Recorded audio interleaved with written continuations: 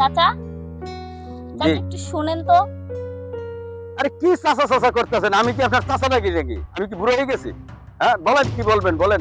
আচ্ছা ভাইয়া, আসলে যে স্যারটা আমাদেরকে বিদেশ পাঠাবে উনি কি আসলেই বিদেশের লোক পাঠায়? আরে আমার স্যার কি পাঠাবে? আমি তো অনেক লোক পাঠাইতেছি। আমি অনেক মেয়েদেরকে বিদেশে পাঠাই দিয়েছি। ওরা লাখ লাখ টাকা কামাইতেছে। আমি তো পাঠাচ্ছি। আবার স্যার কি পাঠাবে? ও আচ্ছা, তাহলে তো ভালোই। কি বলেন আপনি? কি ব্যাপার ড্রাইভার সাহেব, কোনো সমস্যা হয়নি তো? আরে না স্যার, কোনো সমস্যা নাই। আমি থাকতে আমার কোনো সমস্যা নাই। আমি আছি তো এখানে স্যার। আচ্ছা ঠিক আছে, তাহলে একটা কাজ করো, গাড়িতে ওঠো, আপনিও গাড়িতে ওঠেন প্লিজ।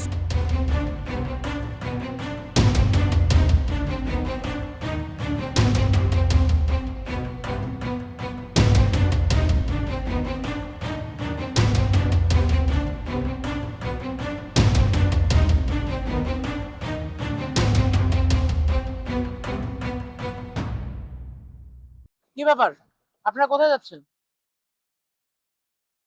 স্যার, কি ব্যাপার স্যার, কোনো সমস্যা হয়েছে? আপনারা কোথায় যাচ্ছেন? স্যার, আমি তো আমার পরিবারকে নিয়ে একটু ঘুরতে বের হয়েছি। কি ব্যাপার, সে মিথ্যা বললো কেন? আমরা তো ওনার পরিবারের লোক না। কি ব্যাপার? হ্যাঁ, মিশা কথা কইলো কেন? আমরা তো তার পরিবারের লোক না। কেন জানি আমার মনে সন্দেহ সন্দেহ লাগছে। পরিবার?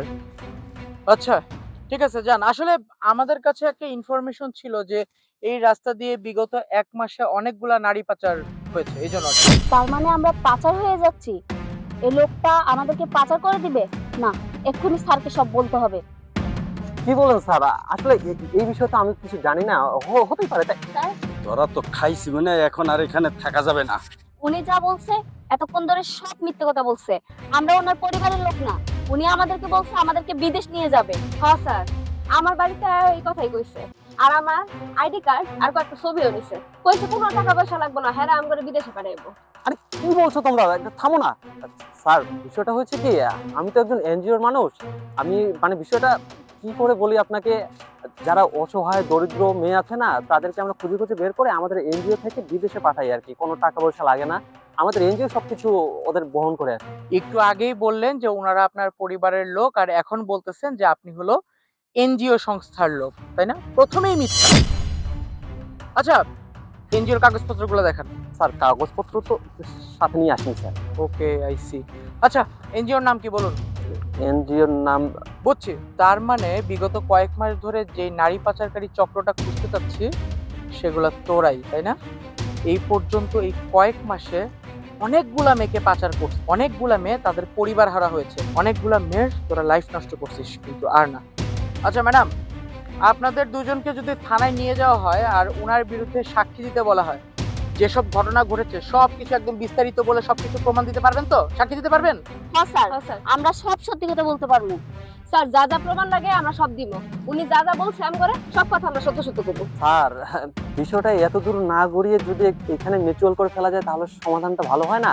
মানে বুঝতে চাচ্ছি, আপনার যদি টাকা পয়সা কিছু লাগে, মানে ওই পুলিশ তো এইভাবে আমাদের বন্ধুও হতে পারে না আর কি, তাই না? টাকা পয়সা লাগলে বলতে পারেন, 5 লাখ 10 লাখ আমি আপনাকে দিয়ে দিব। বিষয়টা এখানে মিউচুয়াল করে ফেলেন স্যার। একে তো নারী পাচার করিস, এরপরেও আবার পুলিশ অফিসারকে ঘুষের অফার দেশ, এত টাকা তোদের। না জানি কত মেয়ের লাইফ এভাবে তোদের পাল্লায় পড়ে ধ্বংস হয়ে গেছে। গ্রামের সহজ সরল মেয়েদেরকে এভাবে করে ভুলিয়ে ভালিয়ে ফুসলিয়ে ফাসলিয়ে এভাবে বিদেশে পাচার করে দেশ, মেয়েদের লাইফটা ধ্বংস করে দেশ। আজকেই তোর শেষ দিন। থানায় চল, এরপরে তোকে বুঝাচ্ছি। আর ম্যাডাম, আপনারা থানায় আসুন। স্যার, চল।